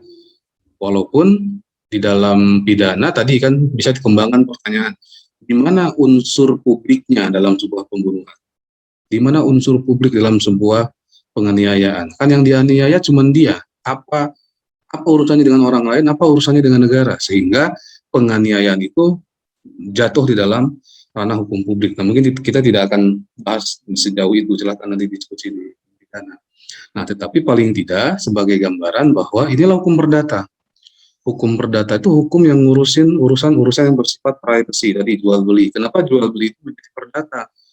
Karena tadi keinginan menjual dan membeli itu memang timbul dari privacy seseorang. Itu. Kenapa dia jatuh menjadi pidana ketika dicuri? Karena dicuri itu tadi itu tidak ada transaksi dengan pidana transaksi, tidak ada kehendak dari orang, kehendak bebas dari orang yang punya barang, sehingga disebutlah pencurian itu melawan hukum. Kenapa melawan hukum? Karena beralihnya barang itu tanpa sekehendak orang yang punya. Di situ melawan hukumnya. Gitu. Melawan hukumnya di situ. Jadi kalau orang yang punya itu mau, nah maka dia tidak melawan hukum, sejalan dengan hukum. Kenapa? Karena orang yang punya barang ridho dan ikhlas barangnya diambil. Artinya untuk dipindahkan hak miliknya. Oh, silakan saja. Nanti kan jatuhnya apakah ini jual beli, apakah ini pinjam, apakah ini sewa, apakah ini hibah. Nah, nanti kan konstruksinya masing-masing. Gitu ya. Kalau berpindah hak milik dengan adanya pembayaran, itu jadinya jual beli. Tidak berpindah hak milik, ada pembayaran, tapi hanya menikmati, itulah yang kita sebut dengan sewa. Gitu. Nah, masing-masing dari transaksi ini kan timbul dari kehendak seseorang. Gitu. Timbul dari kehendak seseorang. yang nanti diimplementasikan perbuatan hukum perdata itu yang utama adalah perjanjian. Gitu. Implementasi utamanya apa? Perjanjian, gitu ya. Yang menjadi salah satu syaratnya adalah kehendak. Nah, ini ada beberapa definisi tentang apa itu hukum perdata. Silakan nanti diperdalam. Tapi paling tidak gambarannya adalah hukum perdata itu hukum yang ngurusin yang tadi, hubungan-hubungan hukum antar pribadi, mengatur hubungan-hubungan hukum tentang kepentingan-kepentingan hukum yang bersumber dari kepentingan bersifat individual, bersifat privacy, gitu ya, bersifat privacy. Nah, ini ada dua istilah saya kutip dari Van Dun dan Volmar. Nanti kalau mau ada bukunya Volmar tuh buku lama sebetulnya, buku tua, tapi udah ada terjemahan bahasa Indonesia. Jilidnya warna putih. Volmar, hukum perdata. Gitu ya. Suatu aturan mengatur tentang hal-hal yang sangat esensial bagi kebebasan individu, seperti orang dan keluarga, hak milik, perikatan, nah itu. Sedangkan hukum publik memberi jaminan yang minimal bagi kehidupan pribadi. Kalau Volmar menyebut hukum perdata itu norma yang memberikan pembatasan dan oleh karena memberikan perlindungan pada kepentingan perseorangan tadi. Yang dimaksud kepentingan perseorangan itu makanya kenapa disebut perseorangan. Jadi memang betul-betul orang itu saja. Itu yang kita sebut dengan privacy tadi. Gitu ya. Nah, ini jadi paling tidak itulah hukum perdata, gitu ya.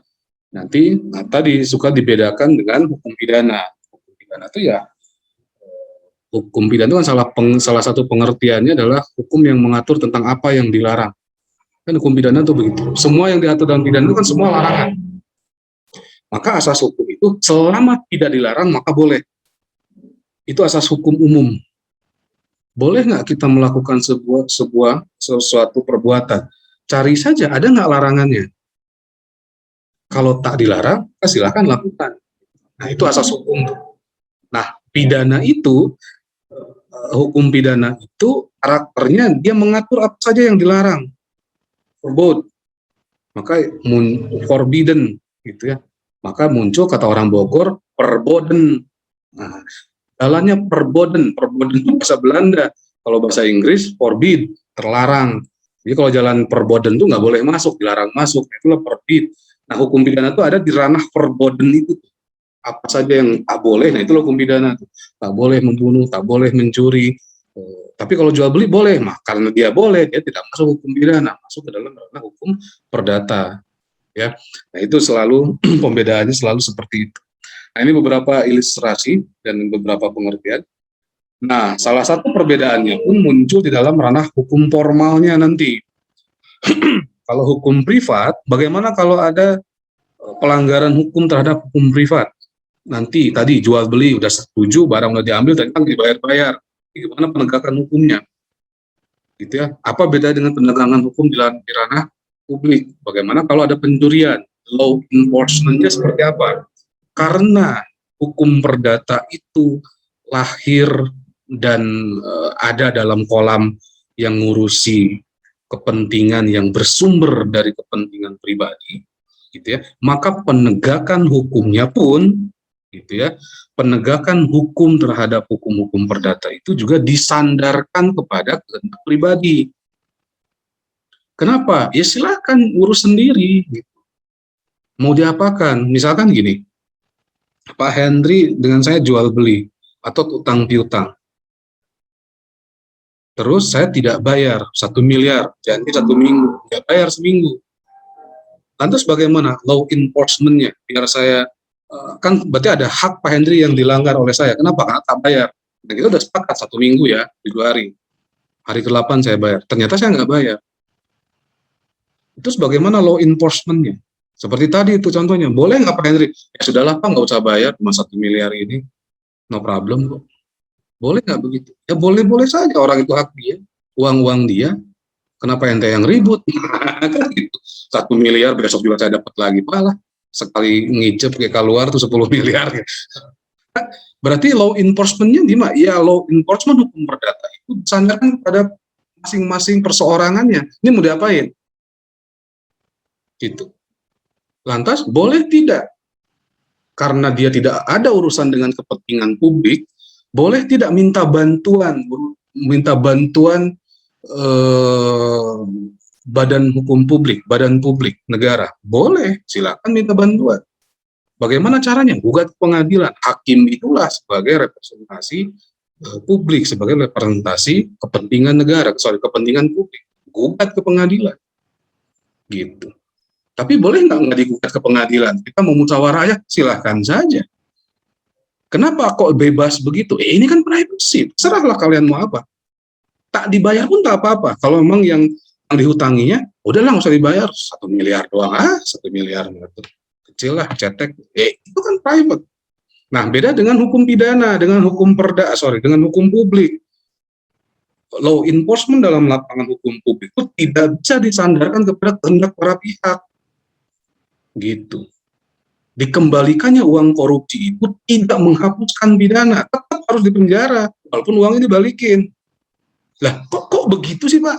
Nah, kan uangnya udah dibalikin, tapi kerugian sudah tak terjadi lagi kerugian. Kenapa saya harus tetap dipenjara? Kan uang sudah saya balikin. Itulah bedanya hukum publik. Itu.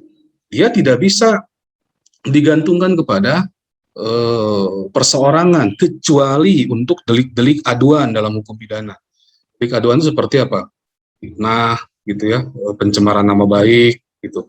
Itu tetap disandarkan kepada perseorangan yang korban, gitu. Tapi secara umum, delik-delik hukum pidana itu tidak bisa disandarkan kepada kehendak para pihak. Harus kehendak umum, harus kehendak undang-undang. Dan law enforcement-nya itu otomatis. Kalau hukum perdata kan tidak otomatis badan publik ikut turun tangan. Tapi kalau hukum publik yang dilanggar, maka kekuatan-kekuatan publik itu otomatis turun tangan. Begitu ada bom meledak, apakah Densus 88 diam saja nunggu yang lapor? Kan enggak. Belum ada yang lapor. Padahal udah meledak di mana-mana tuh. Diam ya Densus 88-nya, belum ada yang lapor. Aku kabur teroris. Terus apa yang dilakukan? Enggak meledak pun mereka operasi tiap hari. Kenapa begitu? Karena ada kepentingan orang banyak, gitu. Tapi kalau hutang piutang datang ke polisi, boleh nggak polisi menyelesaikan? Boleh saja, gitu. Tetapi dia tidak bisa masuk ke dalam proses peradilan pidana, gitu. Kenapa? Ini kan private. Menengahi silahkan saja polisi menengahi, jadi mediator, no problem. Tidak ada larangan kita mengadukan hutang piutang nggak selesai ke polsek, nggak ada larangan. Tinggal kan tidak boleh diproses secara pidana, tidak boleh masuk ke dalam ranah peradilan pidana, gitu. Kalau begitu ada siapa yang nggak bayar? Ada tersangka? Nggak ada tersangka di situ, gitu. Nah ini bukan pidana, bos. Ini hutang piutang. Kalau begitu ibu maunya gimana? Kan? Dan nggak bisa keluar surat panggilan kepada yang nggak bayar, nggak bisa dong. Karena ranahnya tidak di situ. Karena kepolisian itu adalah mewakili kepentingan publik, kekuasaan publik. Dia hanya mengurusi secara otomatis pelanggaran norma publik. Begitu ada pencurian, ya kan, begitu ada kebakaran, begitu ada bom meledak, maka negara langsung turun tangan. Tidak perlu menunggu laporan. Gitu. Ya enggak terjadi pun intel berkeliaran di mana-mana. Apa mencegah agar jangan sampai pelanggaran pidana itu terjadi. Begitulah dalam ranah publik. Gitu. Tapi kalau dalam hukum perdata kan tidak ada intel yang berkeliaran. Bagaimana siapa yang punya hutang sekarang? Awas ya jangan nggak dibayar. Mana ada intel begitu? Silahkan saja privacy masing-masing. Nah, jadi ini berbeda. Kenapa berbeda begitu? Dalam ranah formalnya itu tadi kan, karena hukum perdata itu digantungkan kepada kepentingan privacy, digantungkan kepada kepentingan perseorangannya. Jadi gimana dia saja. Ini bedanya beberapa hal. Lantas, saya agak ngebut sedikit. Nah, lantas itu pengertian, begitu ya. Nanti kalau ada yang mau kita bahas, minggu depan kita bahas. Kalau ada yang bertanya tentang pengertian hukum perdata. Nah, kalau begitu, lantas yang diatur dalam hukum perdata itu apa saja? Kan ini yang menjadi pertanyaan kita. Kalau dalam hukum pidana kan Anda tahu ada teroris, ada korupsi, ada pembunuhan, kan narkotik, terus apa lagi? Human trafficking. Nah, kalau dalam perdata apa saja yang diatur? Hal-hal yang bersumber dari privacy tadi, kepentingan-kepentingan yang privacy tadi itu apa saja sih yang diaturnya, gitu ya? ruang lingkupnya apa saja. Nah, maka kita bisa bedakan. Satu, ruang lingkup berdasarkan ilmu dan ruang lingkup berdasarkan KUH Perdata. Gitu ya. Satu, ruang lingkup berdasarkan keilmuan, gitu ya. Ruang lingkup secara umum, dan ada ruang lingkup secara yuridis normatif yang bersumber dari kitab hukum perdata, KUH Perdata. Kalau dalam KUH Perdata, maka tinggal kita lihat sistematika dalam KUH Perdata itu apa saja. Nah, itulah yang menjadi ruang lingkup pengaturan hukum perdata. Lihat aja KUH Perdata, atur apa saja. Nah, makanya nanti di ujung saya minta rekan-rekan sekalian mengidentifikasi KUH Perdata itu isi perutnya apa saja sih? Dari mulai kepala sampai ujung kaki itu apa saja tuh? Ditelisik satu-satu. Nah, nanti saya lihatkan tugasnya, template-nya saya kasih. Nah, oke. Nah, secara umum gitu ya, yang diatur oleh hukum perdataan yang tadi, yang privacy dan maka ada 4. Begitupun KUH Perdata ada 4, tetapi beda peristilahan. Nah, yang diatur dalam hukum perdata itu 1. Minggu lalu kita sudah pernah sebut ini. 1, hukum tentang perorangan. Kalau perorangan berarti tentang orang, iyalah, gitu ya. Orang itu siapa? Manusia. Nah, tapi kalau manusia itu dalam bahasa hukum seringkali tidak disebut manusia, tapi disebutnya orang. Gitu. Person, gitu ya. Kalau dalam bahasa Belanda Rechtsperson. Nah, kalau Rechtsperson nanti dalam bahasa Belanda itu person. Kalau person bahasa Inggris, gitu ya. Nah, ini hukum perorangan atau Personenrecht, gitu ya. Personenrecht tentang personen, hukum tentang orang per orang, hukum tentang orang, satu orangnya, gitu ya. Apa saja, nanti kita akan lihat substansi hukum perorangan itu apa saja. Pokoknya semua yang terkait dengan orang, itulah hukum perorangan. Mulai dari nama, segala macam yang tadi. Hukum perorangan itu yang paling mudah kita lihat di mana hukum perorangan? Siapa yang tahu? Melihat hukum perorangan itu gimana paling mudah? Salah satu pengejauhan tahan hukum perorangan itu kita melihat apa? Melihat apa? Satu jawaban. Yang salah dapat B. Peristiwanya, Pak. Hah? Apa? Peristiwanya. Iya, apa? Ya, misalnya kalau masuknya hukum perkawinan. Salah. Perorangan itu kita lihat apa? Lihat KTP. Lihat KTP, lihat SIM, lihat paspor. Itu hukum perorangan. Siapa namanya, di mana tinggalnya, kapan lahirnya, orang mana dia, golongan darahnya apa, sudah kawin apa belum. Itu hukum perorangan. Itu. Kenapa? Karena KTP itu menyatakan, menginformasikan tentang siapa? Tentang orang, kan? Tentang orang, gitu. Ini orang ini siapa? Mengidentifikasi, maka di situ muncul nama. Walaupun kata mahasiswa sastra, apalah artinya sebuah nama? Tapi bagi mahasiswa Fakultas Hukum, nama itu sangat berarti. Kenapa? Bayangkan kalau nggak ada nama, bagaimana kita mengidentifikasi orang? Orangnya yang mana yang minjem uang itu? Tak ada nama. Terus gimana mengidentifikasinya? Itu Pak, orangnya yang botak-botak, ada jenggotnya. Nah, ini ada 2 yang botak dan berjenggot. Jenggotnya berapa panjangnya? Kan susah tuh mengidentifikasinya. Itu tapi agak gemuk Pak. Oh, agak gemuk. Oke. Ada 3 orang gemuk, botak, berjenggot, ada 3 orang nih. Terus gimana mengidentifikasi yang minjem itu yang benar yang mana? Tapi dengan adanya nama, siapa namanya? Atang. Wah, ada namanya Atang nggak di sini? Mohon maaf kalau ada yang sama namanya. Ya kan? Apa? Untuk mengidentifikasi. Makanya kalau secara sastra, apalah arti sebuah nama? Nama itu berarti. Makanya seringkali kalau kita yasinan juga apa? Kalau mendoakan arwah, selalu disebut nama bin siapa, kan? Itulah mengidentifikasi orang. Ya enggak?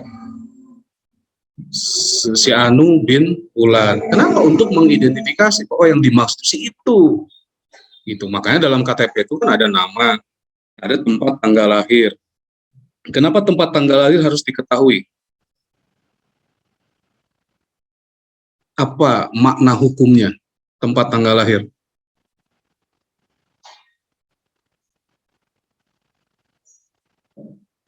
Nah, padahal udah punya KTP semua. Kenapa tempat dan tanggal lahir harus diketahui? Sebagai pembeda mungkin Pak? Ya? Sebagai pembeda antara orang satu dengan orang lain. Ya, dari nama juga bisa dibedakan. Tapi kenapa nama iya, tempat tanggal lahir yang bukan salah jawabannya, itu kurang tepat. Yang lebih tepat apa? Antara Yang- WN Untuk warga negara mengidentifikasi. Indonesia atau Bentar, asing gitu. Pak Hendri dulu. Apa Pak Hendri? Untuk membedakan antara warga negara asli Indonesia dengan warga negara asing gitu, Pak. Gimana melihat pembedaannya? Di tempat lahir. ya, Pak. Tempat lahir New York. Dia orang mana?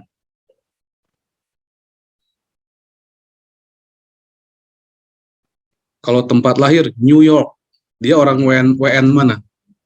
Bisa double. Oh, bisa double. Double gimana? Tergantung Brojolnya di New York 7 hari langsung dibawa ke Stapen. Jadi dia orang kalau mana? kalau Indonesia berarti WNI. Tapi kalau menurut Oke. Amerika bisa Oke, salah satu itu ya kan tempat lahir. Tempat lahir salah satunya untuk mengetahui kewarganegaraan. Kenapa menjadi harus diketahui kewarganegaraan? Untuk menentukan hak dan kewajiban dia sebagai warga negara. Itulah hukum perseorangan tuh. Jadi orangnya orang mana? Tempat lahir. Apa tuh? Ciawi. Kalau Ciawi masih orang Indonesia lah, nggak mungkin orang WNA kan.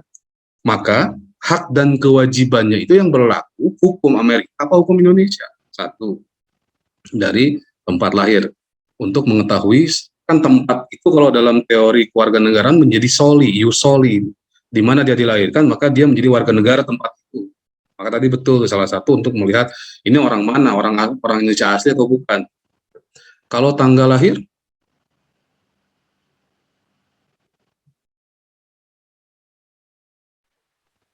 untuk apa? Tanggal dan bulan tahun lalu untuk menentukan usia seseorang. Kenapa usia harus diketahui?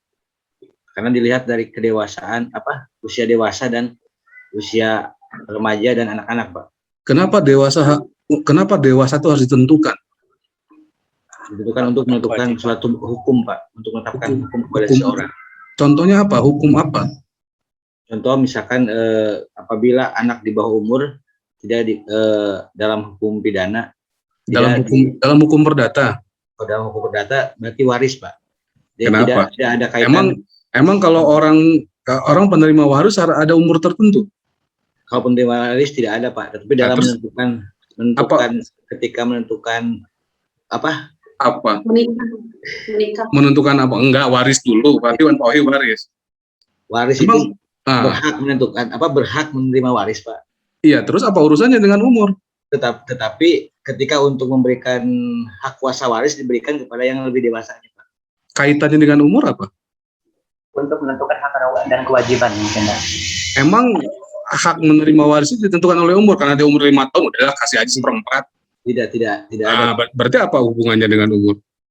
Dengan usia hanya ketika seseorang memberikan waris dimaksudkan karena usia belum cakap hukum, Pak. Belum cakap hukum. Apa itu cakap hukum?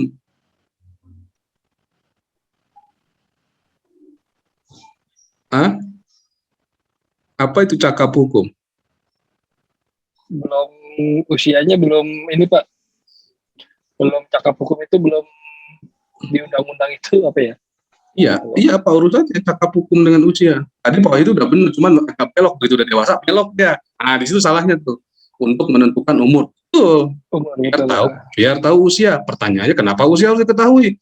Untuk menentukan dewasa atau tidak. Betul sampai situ tuh. Oh betul. Terus kenapa dewasa harus diketahui? Nah, dia baru belok ke waris, itu yang jadi salah. Kenapa dewasa harus diketahui? Untuk menentukan orang ini cakap atau tidak melakukan perbuatan hukum sendiri. Tadi tuh Pak Ardi cakap, tapi nggak bisa juga jelasin yang cakap tuh yang gimana. Yang cakap tuh kayak saya, Pak. Kalau Pak Ardi cakap, bukan cakap. yang belum berusia 18 tahun, Pak. Iya kan tadi mengetahui umur. Kenapa? Karena untuk dewasa. Kenapa dewasa diketahui? Untuk mengetahui orang ini bisa tidak bertindak hukum sendiri. Sendiri kata kuncinya. Kenapa? Karena di bawah umur dia harus dengan orang lain bertindaknya. Maka begitu anak-anak dibagi rapot, yang ngambil rapot siapa? Bapaknya yang datang. Kenapa bapaknya? Yang sekolah anaknya. Kenapa saya yang dipanggil?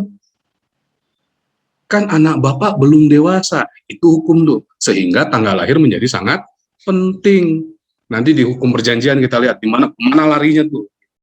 Nah kalau anak-anak, maka kalau anak-anak belum cakap secara hukum, artinya apa? Memerlukan orang lain. Nah itu hukum orang tuh. Dan hukum orang ini nanti kita akan lihat subjek segala macam. Nah yang kedua hukum keluarga. Sampai jam berapa? Saya takut kelewat. Masih 4.16, masih aman kan? Masih sampai 4:30 kan? 17.30 apa 17.40? 16.40 apa 16.30? Nanti kasih kode aja. Nah, jadi itu hukum perorangan. Jadi sesuatu yang menyangkut dengan orang. KTP saja lama kita padahal udah pada pegang KTP kan sejak lama. Itu toh fungsinya. Jadi selama ini kemana aja dong dipegang doang. Di situ. Makanya selalu dalam formulir itu yang ditanya nama, tempat, tanggal lahir. Ketiga apa yang selalu ditanya? Alamat. Alamat. Untuk apa harus tahu alamat? Alamat rahasia. Mana bisa disebut rahasia? Kenapa dalam hukum untuk menentukan domisili? Domisili itu apa? Tempat kediaman.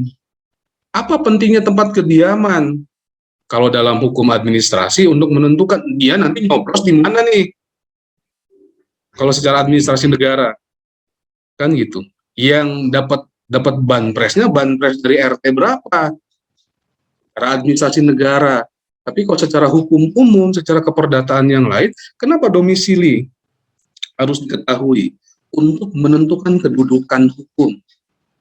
Terjadi gugatan misalkan, maka pengadilan mana kita harus mengajukan gugatan itu?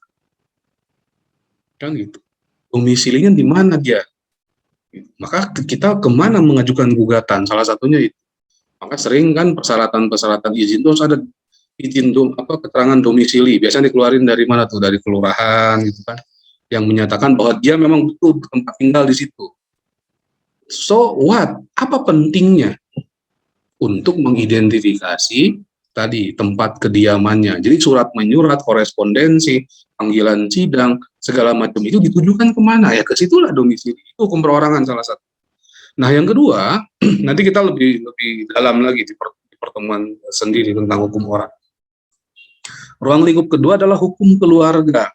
Ya, kalau hukum keluarga ya hukum yang menyangkut paut dengan keluarga. Apa itu keluarga? Keluarga itu ya paling tidak suami dan istri, ayah dan bapak. Ayah dan bapak, ayah dan istri, kan minimal kan 2 keluarga itu, suami, istri, itulah keluarga. Berarti yang diatur dalam hukum keluarga itulah satu, bagaimana orang kawin, apa syaratnya, dengan siapa dia harus kawin, apakah ada pembatasan atau syarat kawin, boleh tidak kawin itu dibatalkan, kalau dia punya anak, bagaimana hubungan dengan anaknya, ya kan? Terus bagaimana nanti ketika mau mengakhiri perkawinan, bagaimana syarat dari umurnya? Salah satu kan umur lagi yang ditanya tuh kan. Maka apakah ada syarat? Salah satunya syarat umur. Dari mana kita tahu umur? Ya, itulah lihat KTP-nya. Makanya perlu tanggal lahir untuk menentukan dia boleh kawin apa enggak. Kan dilihat dari tanggal lahirnya. Dia cakap nggak untuk kawin? Langsung ketemu kan sebetulnya. Sebenarnya secara praktik sudah paham, cuman belum bisa mengkonstruksikan secara hukum saja. Itu yang disebut dengan cakap dengan hukum. Maka dilihat, nah ini hukum keluarga. Jadi apa kaitan antara ayah dengan istri, ayah dengan anak, anak dengan ayah, ayahnya dengan kakeknya, terus seperti apa hukum keluarga? Itulah sangkut pautnya hukum keluarga. Segala sesuatu yang ada dalam keluarga itu yang kita sebut dengan hukum keluarga. Nanti kita bahas kenapa kok muncul hukum keluarga. Gitu ya. Nah yang ketiga dan keempat ini tidak berdiri sendiri, semuanya ada kaitan. Jadi kita lihat di ujung kaitannya seperti apa. Yang ketiga hukum harta kekayaan. Hukum harta kekayaan itu kan tidak ada orang yang tidak punya harta kekayaan. Semua orang punya. Yang beda jumlahnya dan nilainya. Kan? Minimal apa harta kekayaan yang kita punya? Minimal baju yang melekat pada badan itu harta kekayaan. Jadi baju merah yang dipakai bawah itu punya siapa? Punya saya, Pak. Apa buktinya? Nah, itu sudah ngomong hukum harta kekayaan tuh. Boleh nggak, Pak, bajunya saya beli? Karena Pak warnanya merah. Nah, ketika Pak Wahyu mau menjual bajunya, kita sudah berbicara tentang hukum harta kekayaan. Kenapa? Karena harta benda yang dimiliki oleh seseorang tadi, gitu ya, permogenrecht, gitu. Nanti kita lihat hubungannya apa nih antara keempat ini. Baru terakhir hukum perdata itu ngurusi tentang waris yang tadi itu contoh Pak Wahyu. Waris. Satu syarat utama terjadi waris itu apa? Syarat utama turunan. Ada jawaban lain. Syarat utama untuk terjadi waris itu apa? Meninggal. Meninggal. So, itu dong. Mira yang jawab. Harus meninggal dulu. Maka jangan pernah ada omongan gini, bro, wariskan dong topinya. Itu berarti ngebawain cepat mati. Wariskan dong, wah, wariskan dong, bagus tuh, wah, berarti ngedoain cepat mati loh. Nah, kenapa? Karena syarat warisan itu harus ada orang yang meninggal, barulah terjadi waris. Yang diwariskan apa? Apa yang diwariskan? Bisa harta, bisa utang piutang. Yang diwariskan apa? Kebendaan, Pak. Yang diwariskan apa? Fulus. Yang diwariskan apa? Yang diwariskan apa? Hak dan kewajiban. Salah satu bentuk hak itu adalah fulus. Itulah hak yang meninggal, maka dipindahkan ke anaknya. Salah satu bentuk hak itu apa? Benda. Salah satu bentuk hak apa? Hak itu apa? Itu SPBU dia yang jumlahnya 100, itulah hak. Maka yang berpindah adalah hak dan kewajiban. Hak dan kewajiban siapa? Hak kewajiban yang meninggal tadi. Bagaimana kita tahu itu hak dan kewajibannya? Makanya ada hukum perorangan di depan. Itu pertanyaannya. Jadi yang 4 ini muncul dari mana, Pak? Kok bisa hukum perdata 4 ruang lingkupnya? Kenapa tidak tambah 1, Pak? Tentang apa kayak gitu? Biar 5 lah ganjil. Kan biasanya yang ganjil tuh sukai, ya kan? Tasbih 33 ganjil, ya enggak? Kan selalu yang ganjil tuh dalam ibadah kan selalu yang ganjil-ganjil. Pak, jangan genap dong. Hakim aja kan nggak boleh genap, harus ganjil loh. Tambah 1 nggak bisa.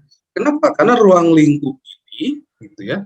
Ruang lingkup ini datang dari memang perjalanan hidup siklus manusia. Coba kita bayangkan.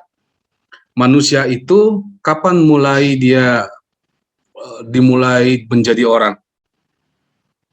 Dikatakan jadi orang itu kapan? Makanya dibedakan hukum itu manusia dengan orang. Maka orang itu kan brojol, lahir. Terus begitu lahir, dikasih apa? Dikasih nama. Ya enggak? Ini anak siapa? Anak si Fulan. Orang mana? Orang sana. Lahirnya di mana? Lahir di sini. Tanggal berapa? Itulah orang. Maka didudukkanlah hukum orangnya. Ya enggak? Nanti kita berbicara tentang hukum orang. Sejak kapan manusia itu jadi orang? Apa bedanya rupanya manusia dengan orang? Dalam hukum berbeda secara pengertian yuridis. Maka dia jadi orang, lahir. Begitu lahir kan sekolah, gede, remaja, kuliah. Maka kalau sudah kuliah kan dapat kerja. Ya enggak? Dapat gaji. Nah, dengan dia dapat gaji, maka dia punya apa? Punya harta. Sejak kecil pun sudah punya harta, dikasih baju, yang dikasih sepeda, dikasih motor, nanti begitu bekerja dapat gaji. Bagaimana hubungan dia dengan gaji yang dia miliki? Bagaimana hubungan dia dengan rumah yang dia beli dari gajinya? Maka muncullah hukum harta kekayaan di situ. Ini harus diatur. Kan sudah dapat gaji, sudah dewasa, ya enggak? Puber dia, pengen nikah dong. Ya enggak? Tidak ada orang yang tak nikah. Maka begitu dia nikah, ini harus diatur. Bagaimana hubungan dia dengan istrinya? Bagaimana hubungan dia dengan suaminya? Bagaimana hubungan dengan anaknya? Maka muncullah hukum keluarga. Sudah anak-anak, remaja, sekolah, kuliah, dapat kerja, punya gaji, kawin, membentuk keluarga, punya anak, punya cucu, punya jangawaren, punya udeg-udeg. Ujung-ujungnya apa? Sudah SH, MH, profesor, doktor, PhD, ujung-ujungnya ALM kan, almarhum. Masuklah hukum waris di situ. Bagaimana mengalihkan hak dan kewajiban dia kepada keluarganya, alias ahli waris tadi. Maka muncullah hukum waris. Nah, itu yang dimaksud kan ruang lingkup, sehingga ruang lingkup hukum perdata itu tadi 4, nggak bisa jadi 5. Kenapa? Karena ini perjalanan manusia, mulai dari brojol lahir sampai dengan masuk ke liang lahat. Inilah 4 ini yang diatur oleh hukum. Bagaimana status dia sebagai orang, bagaimana status dia hubungannya dengan keluarga, bagaimana status barang harta kekayaan yang dia miliki, dan begitu dia meninggal dan pasti meninggal, bagaimana pengalihan hartanya. Muncullah hukum waris. Si ini sekian dapatnya. Nah, jadi inilah ruang lingkup hukum perdata tadi. Mulai dari lahir, dewasa, cari nafkah, meninggal. Yang diatur di dalam hukum perdata. Ya, nah jadi ini ruang lingkupnya, ya, ruang lingkup tentang hukum perdata. Jadi yang diatur dalam hukum perdata yang tadi kita di awal bicarakan, private itu apa saja tadi? Tentang orang, tentang kekeluargaannya, tentang harta yang dia miliki, dan bagaimana ketika dia meninggalkan harta ini, gimana cara mengalihkannya, itu hukum waris. Selesai di situ. Boleh nggak Pak nambah 1? Nggak bisa, karena perjalanan sudah selesai di situ. Tak ada lagi yang bisa diatur. Gitu ya. Nah, jadi ini ruang lingkup. Gitu. Jadi, nah yang ini silakan nanti dibaca tentang bagaimana hukum perdata di Indonesia. Saya pengen masuk ke KUH perdatanya agar tadi tugasnya bisa saya sampaikan, gitu ya. Nah, itu jadi ruang lingkup secara keilmuan. Jadi ingat yang tadi itu secara keilmuan, secara alamiah. Secara alamiah, maka keperdataan itu yang diatur keperdataan kepada seseorang itu tadi bagaimana dia perorangannya, bagaimana keluarganya, bagaimana hartanya, dan bagaimana pengalihan hak dan kewajiban berupa hak ketika dia meninggal. Gitu ya. Kenapa? Karena ujung-ujungnya kan mati. Manusia ujungnya mati, diawali kelahiran, diakhiri oleh kematian. Maka ada hukum perorangan, ada hukum waris di ujung. Oke, nah ini beberapa. Yang jelas sumber utama, bukan sumber utama lah ya, salah satu sumber utama hukum perdata kita adalah KUH Perdata. Ini yang menjadi wajib bagi ibu bapak sekalian memilikinya. Silakan cetak ataupun e-book, yang penting wajib punya KUH Perdata. Ya, di Gramedia cuman berapa sih, 25.000 lah, gitu ya. Masa ya nggak bisa beli? Atau banyak juga yang sudah e-book kok, PDF banyak di website. Kenapa? Karena ini KUH Perdata itu menjadi salah satu sumber utama rujukan pengaturan tentang hukum perdata yang 4 tadi. Diaturnya di sini secara sumber hukum. Walaupun ini kan dari Belanda, kita kan waktu berbicara PHI kita sudah bahas. Kenapa masih menggunakan BW? Karena memang untuk mencegah kepakuman hukum. Daripada nggak ada hukumnya, emang kita nggak punya hukum perdata sendiri. Ada, tetapi hukum perdata adat. Ketika digantungkan kepada hukum perdata adat, maka jatuhnya menjadi pluralisme hukum. Banyak hukumnya. Apakah sama hukum jual beli orang Sunda dengan hukum jual beli orang Papua secara adat? Apakah sama hukum perkawinan orang Betawi dengan hukum orang Sunda? Yang satu pakai roti buaya, yang satu injek telur. Plural kan? Gitu. Yang satu kata Padang materialis,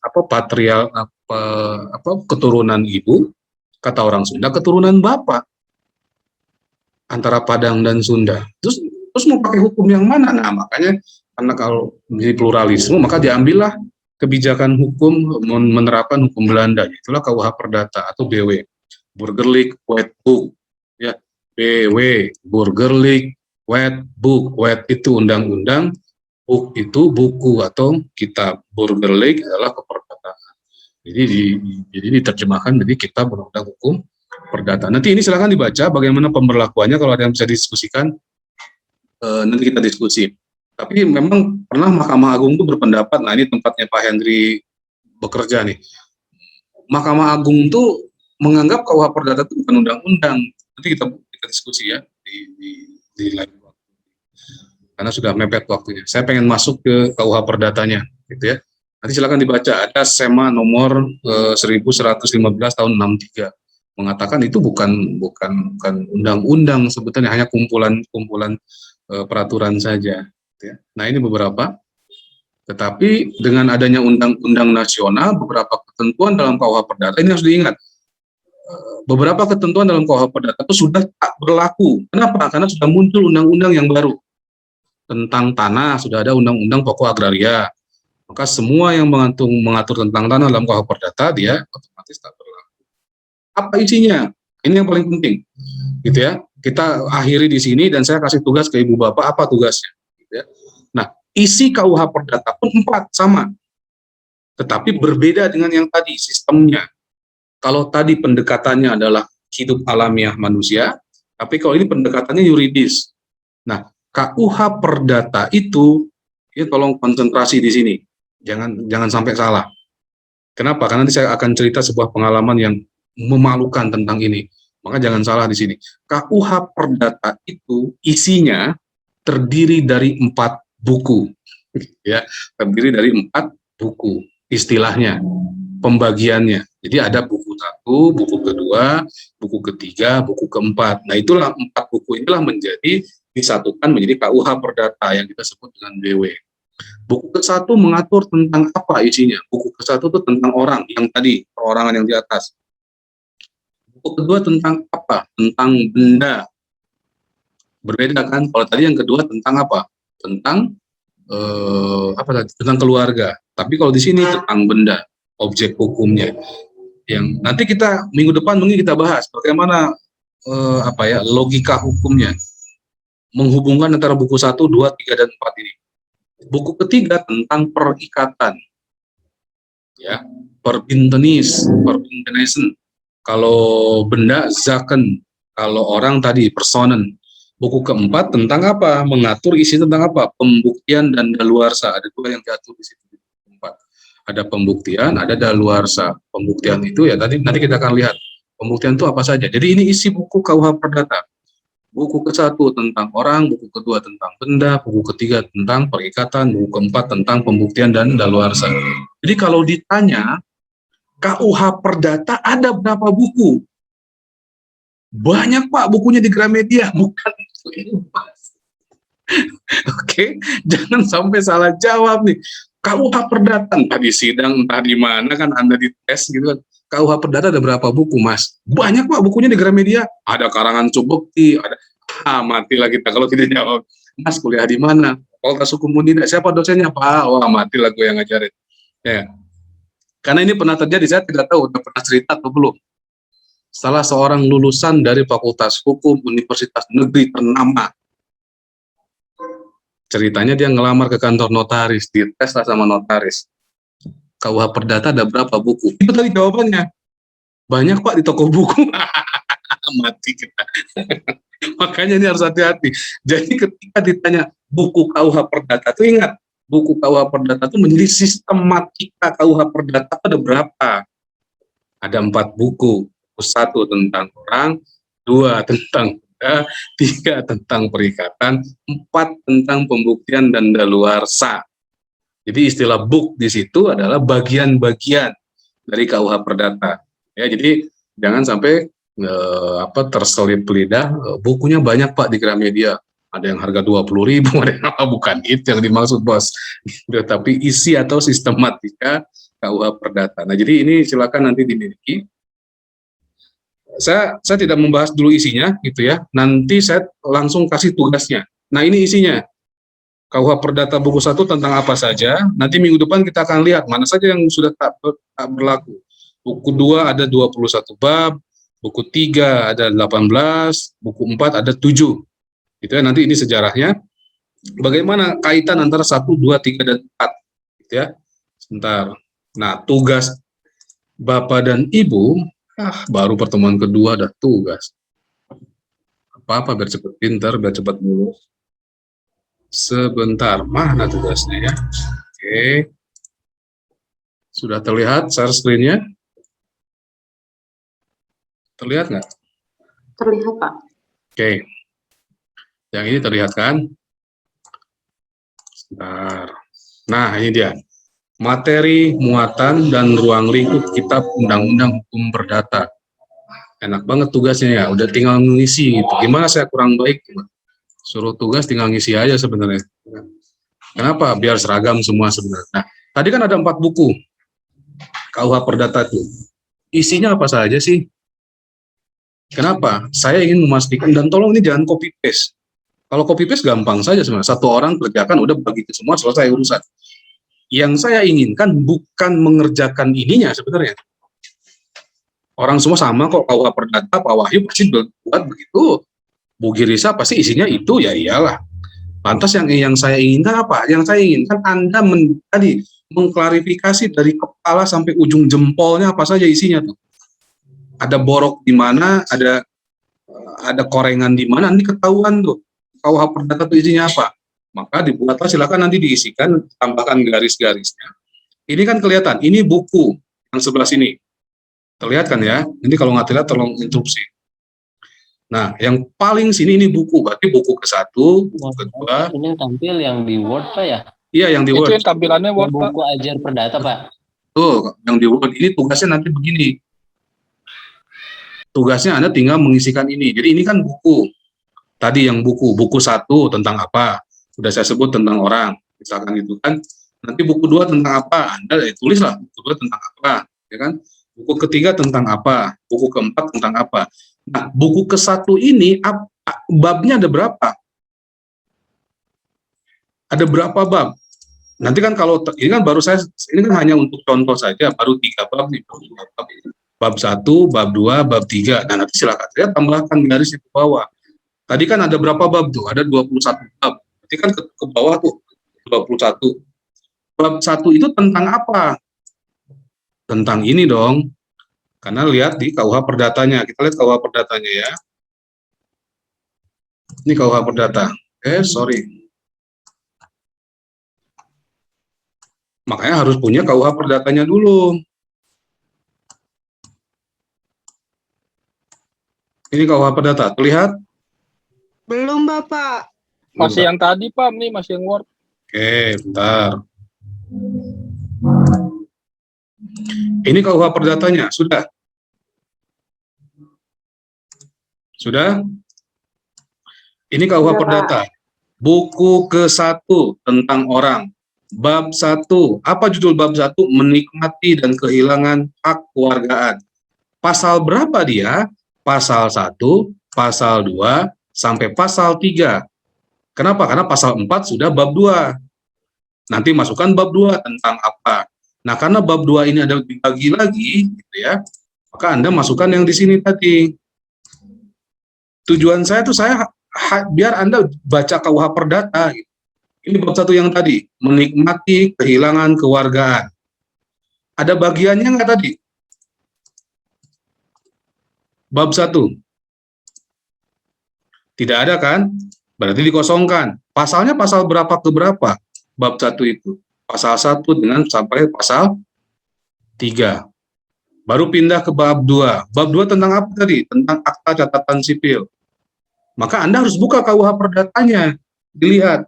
Oh, bab 2 tentang ini. Ada bagiannya nggak? Ada kalau itu. Bagian 1 tentang apa? Daftar catatan sipil pada umumnya. Pasal berapa sampai pasal berapa bagian 1 ini? Pasal sekian, pasal sampai sekian. Begitulah terus.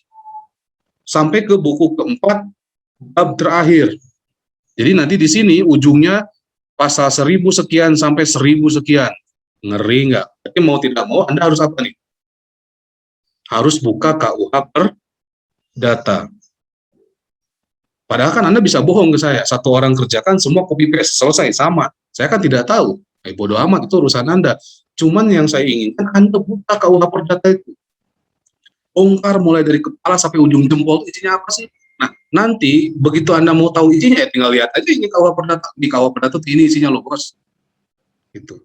Jadi, tentang ini ada di mana? Oh, pasal sekian dengan pasal sekian. Ini mengatur tentang ini. Kan udah selesai. Gitu ya. Nah, jadi yang saya inginkan Anda membaca KUH data. Dituangkanlah di sini, ini babnya, ini bukunya, gitu ya. Yang ini babnya, yang ini bagian, jadi pindah. Yang ini bagiannya, kalau ada bagiannya, kalau nggak ada dikosongkan, langsung pindah, langsung loncat ke pasal. Ini pasalnya, ini keterangan kosongkan dulu. Nanti pertemuan ketiga, keempat kita akan isi.